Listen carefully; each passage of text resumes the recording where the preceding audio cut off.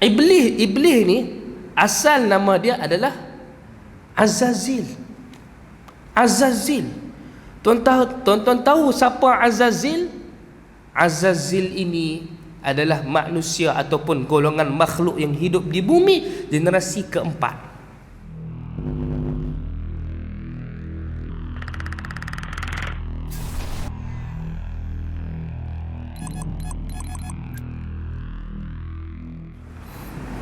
Allahu Akbar.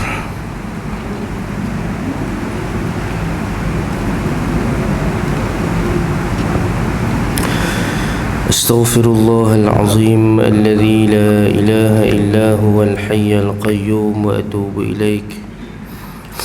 Astaghfirullahal azim alladzi la ilaha illa huwal hayyul qayyum wa atubu ilaik. أستغفر الله العظيم الذي لا إله إلا هو الحي القيوم وأتوب إليه. إلى حضرة النبي المصطفى رسول الله صلى الله عليه وسلم وإلى آله وصحبه الكرام شاء لله لهم وبسر الفاتحة. أعوذ بالله من الشيطان الرجيم. بسم الله الرحمن الرحيم. الحمد لله رب العالمين الرحمن الرحيم مالك يوم الدين. إياك نعبد وإياك نستعين. اهدنا الصراط المستقيم صراط الذين أنعمت عليهم غير المغضوب عليهم ولا الضالين آمين. السلام عليكم ورحمة الله وبركاته. الحمد لله رب العالمين، والصلاة والسلام على أبي القاسم الأمين وعلى آله وصحبه أجمعين. أشهد أن لا إله إلا الله وحده لا شريك له، وأشهد أن سيدنا وحبيبنا محمدا عبده ورسوله. اللهم صل وسلم وبارك على سيدنا محمد الفاتح لما أغلق والخاتم لما سبق ناصر الحق بالحق والهادي إلى صراطك المستقيم صلى الله عليه وعلى آله وصحبه حق قدره ومقداره العظيم. سبحانك لا علم لنا إلا ما علمتنا إنك أنت العليم الحكيم. ولا حول ولا قوة إلا بالله العلي العظيم. قال رب اشرح لي صدري ويسر لي أمري واحلل عقدة من لساني يفقه قولي.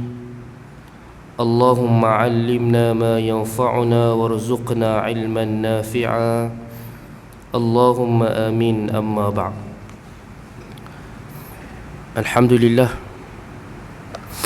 Alhamdulillah, pertama dan selamanya sama-sama kita merafakkan rasa syukur kita ke hadirat Allah Subhanahu wa ta'ala, kerana dengan limpah kurnia, kasih sayang serta inayah daripada Allah Subhanahu wa ta'ala masih memberikan kepada kita kehidupan, dan mudah-mudahan insya-Allah kenikmatan hidup itu kita hargai sebaiknya, dan mudah-mudahan insya-Allah kita semua sentiasa diberkati Allah. Yang saya muliakan para pimpinan masjid, barisan ahli jawatan kuasa, para pegawai, para kepimpinan masyarakat, para alim ulama, guru-guru, cikgu-cikgu, ustaz-ustaz, ustazah-ustazah, seterusnya, ibu-ibu, ayah-ayah, muslimin dan muslimat yang dimuliakan oleh Allah. InsyaAllah pada malam ni kita menyambung nasihat keempat. Betul, insyaAllah kita akan menyambung pada malam ini pembacaan kitab 40 Nasihat Pelembut Hati Walidku yang Soleh. Kita berada pada malam ni nasihat yang keempat, iaitu nasihat yang bertajuk rendah hati. Telah berkata walidku hafizahullah ta'ala di dalam nasihatnya, jatuhkanlah dirimu ke bumi agar hatimu diangkat ke langit. Firman Allah Subhanahu wa ta'ala dalam suratul Hajj ayat 77, a'udzu billahi minasyaitonir rajim.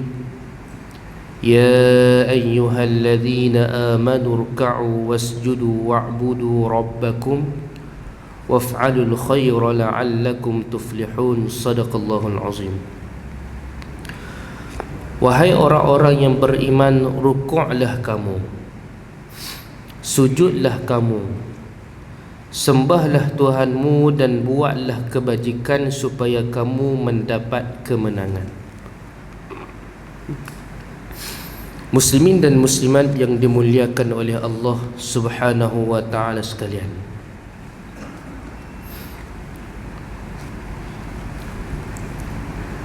manusia yang hidup di muka bumi, mereka boleh memilih sama ada ingin hidup sebagai seorang raja ataupun mereka boleh memilih untuk hidup sebagai seorang hamba. Nabi kita Muhammad sallallahu alaihi wasallam ditawarkan oleh Allah Subhanahu wa ta'ala melalui perantaraan Jibril alaihi salam, wahai Muhammad, adakah kamu ingin menjadi nabi seperti raja ataupun nabi seperti seorang hamba? Nabi kita Muhammad sallallahu alaihi wasallam memilih, wahai Jibril, aku memilih untuk menjadi nabi seperti sifat seorang hamba. Tawadhu' itu merupakan sifat orang-orang yang disayangi Allah. Di antara sifat orang beriman adalah merendah diri. Allah Subhanahu wa ta'ala berfirman, a'udzu billahi minasyaitonir rajim, wa ibadur rahmanil ladzina yamshuna 'alal ardi hauna. Dan di antara hamba-hamba Allah yang Allah sayang adalah mereka, orang-orang saleh itu, yang berjalan di atas muka bumi dengan penuh kerendahan hati. Wa idza khatabahumul jahiluna qalu salama. Bila bercakap dengan mereka oleh orang-orang jahil, orang-orang ini hanya mengucapkan sejahtera ke atas kamu. Bahkan baginda Nabi kita Muhammad sallallahu alaihi wasallam, kebanyakan sahabat yang mendampingi Nabi di kalangan ahli sufah adalah orang-orang miskin. Maka mereka itu makan apa yang Nabi makan. Mereka itu terkadang berlapar disebabkan Nabi juga berlapar. Muslimin dan muslimat yang dimuliakan oleh Allah, maka dalam ayat yang kita bacakan sebentar tadi, Allah Subhanahu wa ta'ala memberi jaminan kepada orang-orang yang sentiasa merendahkan diri dengannya, yakni dengan Allah, akan diberikan kepada mereka kemenangan, kejayaan. Firman Allah Subhanahu wa ta'ala, ya ayyuhalladzina amanu ruk'u wasjudu wa'budu rabbakum. Wahai orang beriman, rukuklah kamu, sujudlah kamu dan sembahlah Tuhan kamu, buatlah kebaikan sebanyak-banyaknya, la'allakum tuflihun, mudah-mudahan kalian memperoleh kemenangan. Sebab itu kata Al-Imam Ibn Abbas radhiyallahu anhuma, bila Allah sebut la'allakum, La'alla itu dalam bahasa Arab memberi makna mudah-mudahan ataupun semoga. Tapi bila yang sebut itu Allah, memberi makna tahqiq, pasti. Maknanya orang yang sentiasa merendahkan diri kepada Allah dengan melakukan amal yang soleh, mereka itu pasti akan memperoleh kemenangan dan kejayaan. Sabda Nabi sallallahu alaihi wasallam, aqrabu ma yakunul 'abdu min rabbih wa huwa sajidun fa aktsirud du'a. Keadaan yang paling dekat seseorang hamba dengan Allah, dengan Tuhannya adalah ketika ia bersujud, maka perbanyakkanlah doa. Jika ditanya kepada kita apakah posisi dalam solat yang paling Allah suka, jawapannya adalah sujud. Kerana sujud itu level terakhir, simbolik kepada kehinaan. Muka yang kita sanjung, muka yang kita letak di atas, muka yang kita banggakan, muka yang kita suka melihat. Cermin, tengok muka kita sendiri terkadang berlama-lama. Dengan muka inilah orang boleh kenal siapa kita. Muka itu yang kita banggakan itu kita letak di paras kaki, letak di atas tanah, di atas sama level dengan kaki. Bahkan buntut kita lebih tinggi dari wajah kita, menunjukkan muka kita begitu hina pada ketika itu. Diletakkan di tempat yang paling hina, menghinakan diri di hadapan Allah. Maka itulah situasi yang paling Allah sayang. Sebab apa? Sebab ia adalah simbolik terakhir kepada menghinakan diri di hadapan Allah. Muslimin dan muslimat yang dimuliakan oleh Allah Subhanahu wa taala. Maka nasihat berlembut hati yang kita baca pada malam ini menyebutkan, jatuhkanlah dirimu ke bumi agar hatimu diangkat ke langit. Kita bila hidup di muka bumi Allah Subhanahu wa taala ini, kita wajib bersifat dengan sifat Nabi kita. Kerana lawan kepada sifat Nabi kita adalah sifat musuh kita ataupun musuhnya Allah. Sebab tu dalam Al-Quran Allah cerita, orang yang tak sedar asal usul itu, pengakhirannya adalah binasa. Orang tak sedar asal usul ni macam mana pakcik? Dia tak sedar kata dia tu bukan siapa-siapa, tak lain tak bukan, dia tu hamba saja. Dia tu hamba saja. Sebagai contoh, Allah mencela orang-orang yang sentiasa menyebutkan saya. Dia sebut apa? Saya. Macam mana? Orang tanya, ini rumah siapa? Ni rumah saya. Ni kereta siapa? Ni kereta saya. Itu anak siapa yang pandai itu? Anak saya. Kalimah-kalimah saya ni terkadang membawa kepada satu makna yang lain, iaitu menafikan kehebatan Allah serta menisbatkan kehebatan diri. Fir'aun sendiri, dia suka menggunakan kalimah saya. Dia kata apa? Ana, saya Rabbukumul A'la. Saya ini, kata Fir'aun, Tuhan kamu yang paling tinggi. Nampak? Kalimah saya itu terkadang membawa kepada makna menafikan kebesaran zatnya Allah. Begitu juga iblis. Dia sebut apa? Ana, saya apa? Ana khairun minhu, aku lebih baik dari dia. Fir'aun sebut, ini milik aku, ini milik aku. Alaysa li mulku Misr, bukankah milik aku kerajaan Mesir? Wa hadhil anhar tajri min tahti, dan sungai-sungai ini mengalir di bawah telapak kaki aku.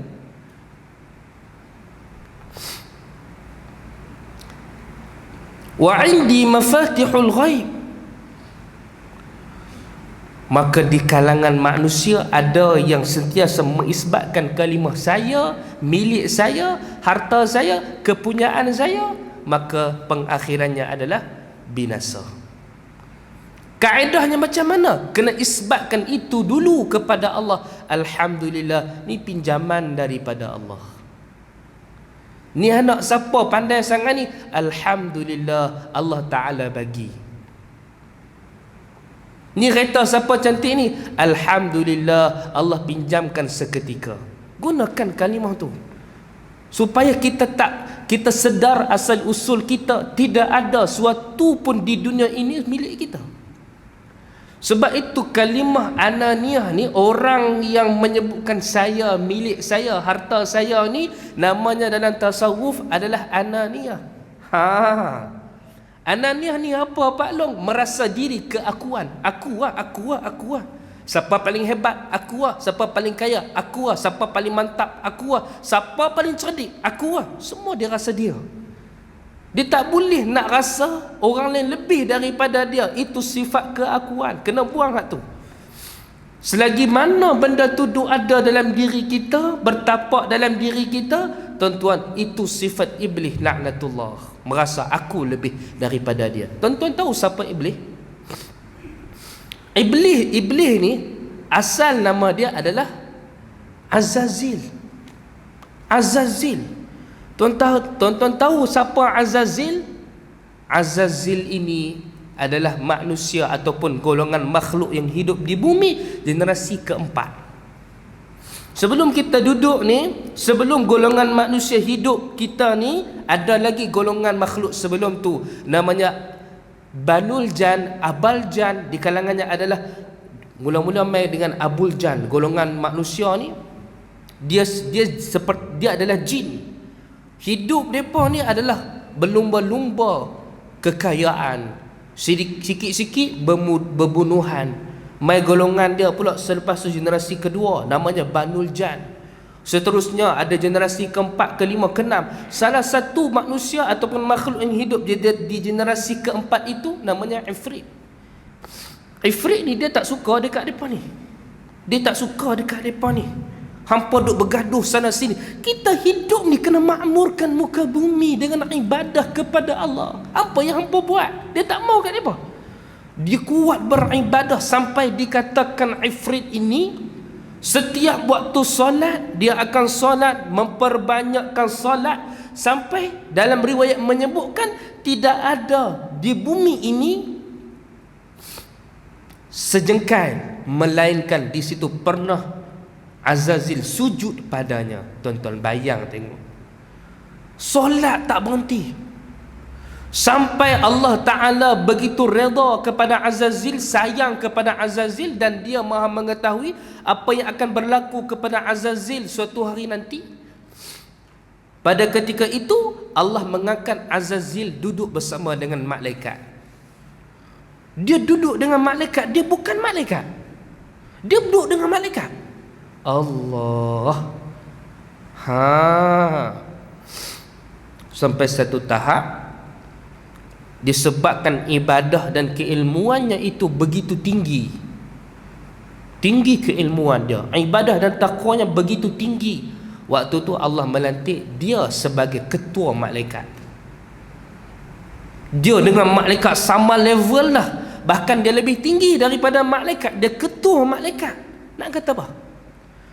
Maka pada ketika itu Allah perintahkan kepada Azazil mengetuai satu misi untuk menghapuskan seluruh makhluk yang ada di bumi. Azazil ini akan mengetuai rombongan para malaikat, menghancurkan dan menghapuskan semua makhluk yang ada di bumi, tuan-tuan. Azazil pun turun dengan malaikat, bunuh semua jin-jin yang ada hak duk melakukan kerosakan di bumi. Hak ada yang masih tersisa sampai hari ni siapa dia, tuan-tuan? Depa-depa tu adalah jin-jin yang lemah, yang duduk di ranting-ranting pokok, yang duduk di atas lautan. Dia tak ada kuasa. Seolah macam depa ni budak-budak di kalangan jin ataupun orang tua-tua di kalangan jin ataupun jin yang 3 suku. Kalau duduk dalam kelas, dia periksa lah kali. Dia duduk tu. Kerja dia apa? Duduk kat pokok. Itu kerja dia. Duduk tak ada tu, tak ada. Tidur masuk dalam badan orang. Tak ada, kacau orang tu. Kacau orang ni tidur. Tak ada kerja. Itu golongan dia apa? Hak hebat-hebat pergi mana? Kena bunuh dah. General-general pergi mana? Kena bunuh dah. Akhirnya maka hancurlah manusia yang hidup di, makhluk yang hidup di bumi pada ketika itu. Jadi subhanallah, Allahumma salli ala sayyidina Muhammad, sehingga tibalah suatu masa yang Allah rakamkan keadaan situasi itu di dalam Al-Quran, yang mana Allah ciptakan Nabi Adam. Sebelum itu malaikat Mikail pernah melihat di Lauh Mahfuz, tertulis di Lauh Mahfuz akan ada seorang di kalangan hamba Allah yang akan dimurkai Allah, dan dia sebelumnya adalah termasuk di kalangan kekasih Allah. Mikail, malaikat Mikail waktu tu dia gemetar sangat. Ya Allah, siapalah aku? Akukah itu? Akukah itu? Dia mengadu kepada Jibril. Wahai Jibril, aku melihat di Lauh Mahfuz tertulis suatu kalimah yang mengatakan akan ada seorang makhluk, satu makhluk yang Allah akan murkainya sehingga hari kiamat. Jibril pun menangis, Mikail pun menangis. Akhirnya para malaikat ini berbincang, siapa di kalangan kita ni? Kita mungkin tak layak nak selamatkan diri. Kita mungkin tak ada kemampuan nak selamatkan diri ni. Allah, macam mana nak buat? Apa kata kalau kita jumpa bos ketua di kalangan kita? Siapa? Azazil. Jom jumpa dia. Jumpa Azazil. Tuan guru kami di kalangan malaikat nak minta doa kepada tuan guru. Ada apa? Azazil tanya. Depa kata, kami melihat di Lauh Mahfuz tertulis akan ada di kalangan hamba-hamba Allah yang akan dimurkai oleh Allah. Lauh Mahfuz itu rahsianya Allah. Allah menunjukkan perkara itu kepada makhluk-makhluknya yang terpilih. Malaikat dia dapat tengok kadang-kala Lauh Mahfuz ni yang Allah zahirkan kepada mereka. Mereka pun bincang, hari ni nak hujan, hari ni akan berlaku kemarau, hari ni akan berlaku itu. Ada yang Allah rahsiakan dan ada yang Allah zahirkan kepada pengetahuan malaikat yang hebat-hebat ni. Sehingga kan di kalangan para jin terbang di atas udara dekat pintu langit pertama, dia dengar malaikat berbual, oh hak ni nak hujan hari ni. Dia terjun turun jumpa dengan dukun. Dia kata hari ni nak hujan, ataupun bagi tahu fulan bin fulan akan mati. Betul, dia pun cerita bla bla bla. Di kalangan jin tu ada yang turun, malaikat nampak kata dia mencuri maklumat, dia pun kena tembak mati. Ada yang kena tembak cacat. Baik. Jadi subhanallah, yang kata Azazil ni, bila mana malaikat mengadu kepada dia minta doa, pakcik, dia kata apa? Dia kata, ya Allah. Hati dia, diri dia kata apa? Takkan aku orang tu. Sebab apa? Aku ni bukan biasa-biasa, orang paling bertakwa di kalangan malaikat. Aku bukan biasa-biasa, ketua malaikat. Dia pun doa, ya Allah, selamatkanlah mereka semua daripada kemurkaan-Mu, wahai Allah. Malaikat aminkan. Maka pendekkan cerita, Azazil ni Allah nak menjadikan takdir yang ditakdirkannya itu berlaku. Maka Allah ciptakan seorang makhluk yang bernama Adam. Azazil mula tengok dah, ni siapa pula? Malaikat pun bila tengok Nabi Adam diciptakan, malaikat kata, ya Allah, ataj'alu fiha man yufsidu fiha wa yasfiku ad-dima wa nahnu nusabbihu bihamdika wa nuqaddisu lak. Malaikat kata, ya Allah, adakah engkau wahai Allah ingin menjadikan seorang makhluk yang hidup di bumi melakukan kerosakan seperti makhluk sebelum ni wahai Allah? Malaikat tanya. Allah kata, inni a'lamu ma la ta'lamun. Aku tahu apa yang kamu tak tahu. Lalu dia ajarkan nama kepada Nabi Adam. Nabi Adam menyebutkan nama-nama tersebut. Malaikat pun kata, Masya Allah, hebat makhluk ciptaan Allah yang bernama manusia ini. Jin, malaikat mula respect. Hak Azazil tak respect. Dia kata, siapa pula ni? Tuhan ciptakan dia ni pula. Siapa dia ni? Kemudian Allah perintahkan, usjudu li Adam, sujudlah kamu kepada Adam. Dia kata, Tuhan, aku ni aku tak boleh buat wahai Allah. Sepatutnya lah, siapa kena sujud kat siapa? Dia kena sujud kat aku, bukan aku sujud dekat dia. Allah perintahkan sujud. Iblis berkali-kali berdalih, ya Allah, aku tak boleh buat yang ni. Akhirnya Allah mula murka kepada Iblis, kepada Azazil ni. Maka Allah bagi tahu Azazil, bila Azazil Allah murka, dia tahu kata Allah murka dekat dia. Fala'natullah, laknat Allah kepada Iblis itu, kepada Azazil tu. Dia mula marah. Dia kata, siapa budak ni? Siapa makhluk ni? Aku dulu dengan Allah tak pernah ada kes. Lepas Tuhan ciptakan dia, aku dengan Allah ada kes. Hang ni memang bagi aku marah. Hang memang bagi aku marah. Azazil pun sebut kepada Adam, dengar sini Adam. Dia kata, aku akan menyesatkan kamu dan keturunan kamu sampai hari kiamat. Wahai Allah, berikan kepadaku umur yang panjang untuk aku nak sesatkan ni golongan makhluk ni. Aku tak puas hati dengan dia. Disebabkan dia, aku hari ini dengan Allah dah murka dekat aku. Tuan-tuan, lalu pada ketika itu Azazil Allah murka. Allah sebut kepada dia, ukhruj. Qala fakhruj minha, keluarlah kamu daripada tempat ini. Kamu termasuk di kalangan orang-orang yang jauh daripada rahmat Allah. Allah tukarkan namanya daripada Azazil kepada Iblis. Tuan-tuan, sifat dia apa? Aba wastakbara. Dua je sifat dia. Allah jauhkan dia daripada rahmat Allah. Enggan dan merasa takabur.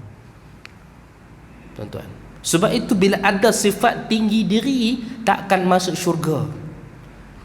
La yadkhulul jannah man kana fi qalbihi mithqalu dzarratin min kibr atau kama qala. Tidak akan masuk syurga orang yang dalam dirinya itu ada sebesar zarah sifat takabur sombong. Takkan masuk syurga, kata Allah. Sebab tu kena buang sifat takabur sombong, kena buang. Kita dengan manusia pun kena buang, tuan-tuan. Dengan manusia sifat sombong kita kena buang. Satu orang yang baru lepas belajar, dia jumpa dengan tok guru dia. Dia kata, tok guru, saya nak pergi mengajar ni. Tok guru kata, boleh, nak pergi mengajar. Hampir jumpa dengan pergi masjid sekian-sekian. Okey, hang duduk di situ, hang akan jumpa beberapa keadaan situasi. Lepas tu hang main aku jumpa aku balik. Aku nak tengok hang layak mengajar tak layak mengajar. Dia pun pergi dekat masjid. Dia tengok satu orang yang tak semayang, duduk luar masjid tak semayang. Duduk luar masjid tak semayang. Jadi pada ketika itu, subhanallah, Allahumma salli ala sayyidina Muhammad, orang yang duduk luar masjid tak semayang tadi ni, dia tengok, apa main masjid tapi tak semayang. Tuan-tuan nampak?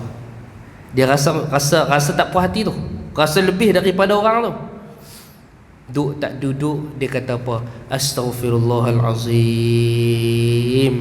Kenapa aku merasa aku lebih baik daripada orang? Kalau dia solat sebentar lagi, bukankah dia lebih baik daripada aku? Lalu dia pun insafkan diri. Dia tengok satu ekor anjing lalu depan masjid. Dia kata, anjing lalu depan masjid. Anjing ni makhluk yang hina. Istighfar balik, astaghfirullahalazim. Ya Allah, kalau kalau aku tak termasuk di kalangan ahli syurga, anjing ini lagi mulia daripada aku. Dia pun balik jumpa tok guru dia. Tok guru tanya, hang jumpa siapa tadi? Jumpa satu orang tak solat dan jumpa seekor anjing. Lepas tu, apa kamu rasa?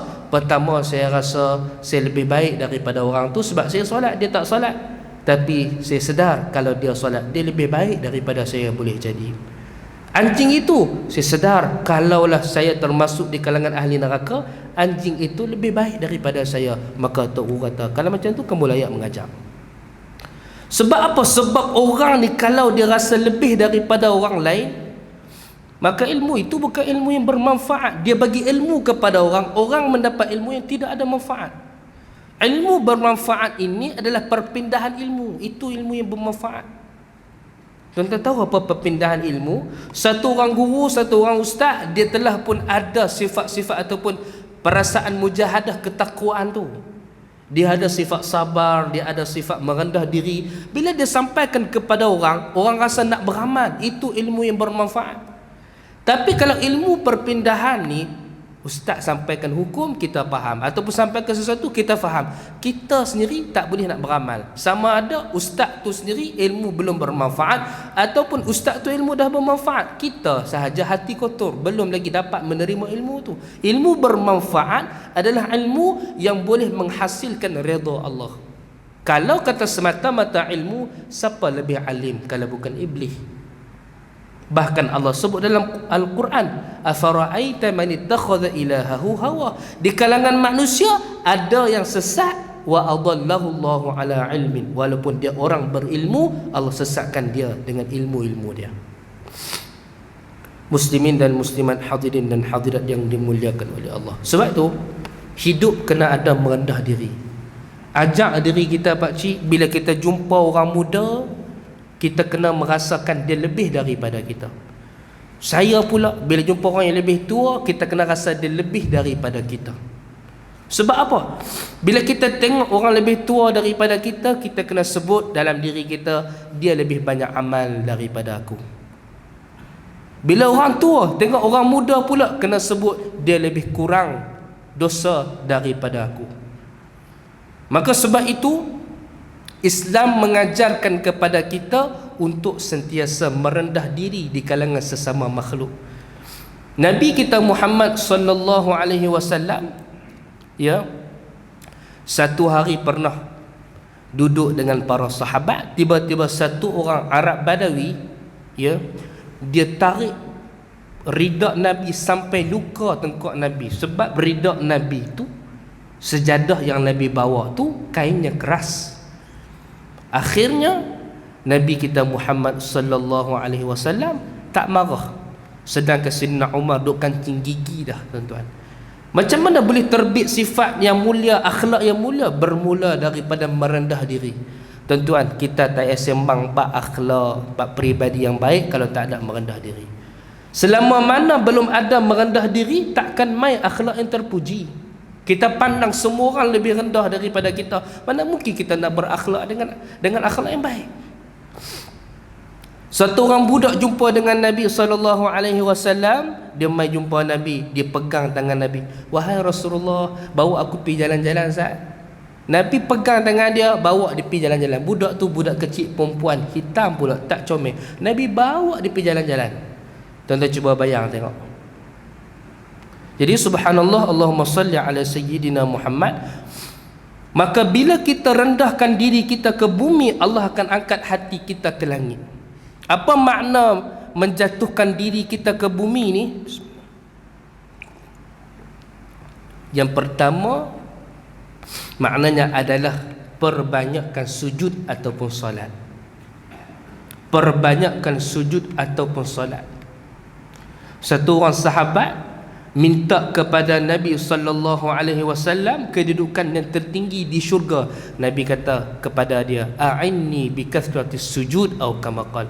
Hang nak dapat benda tu, hang jangan harap aku saja tolong hang, hang juga kena tolong aku. Tolong macam mana? Tolong perbanyakkan solat. Bila hang banyak solat, Allah akan angkat kedudukan hang. Bila hang perbanyakkan sujud, yakni banyakkan solat, Allah akan angkat kedudukan hang. hang akan dapat apa yang hang nak. Itu merendah diri sesama makhluk. Sebab tu tuan-tuan, pakcik, kita kena ajak diri kita bila jumpa orang bagi salam sekurang-kurang angkat tangan. Sekurang-kurang angkat tangan. Kalau boleh kita selisih kereta tu, biar kita duduk di bawah, orang duduk di atas, tak apa. Selisih kereta, batas ban tu kecil ya kan. Jangan sampai jatuh dalam bendang. Biar kita beralah sikit, berhenti kereta kita, dia lalu. Ajak diri kita macam tu.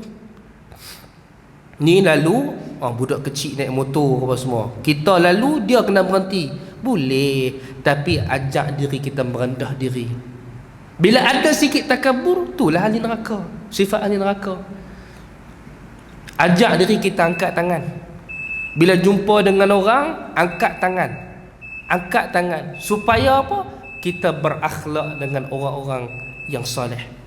Kita berakhlak dengan akhlak orang-orang yang soleh, yakni merendah diri. Itu akhlak sesama makhluk, sesama manusia.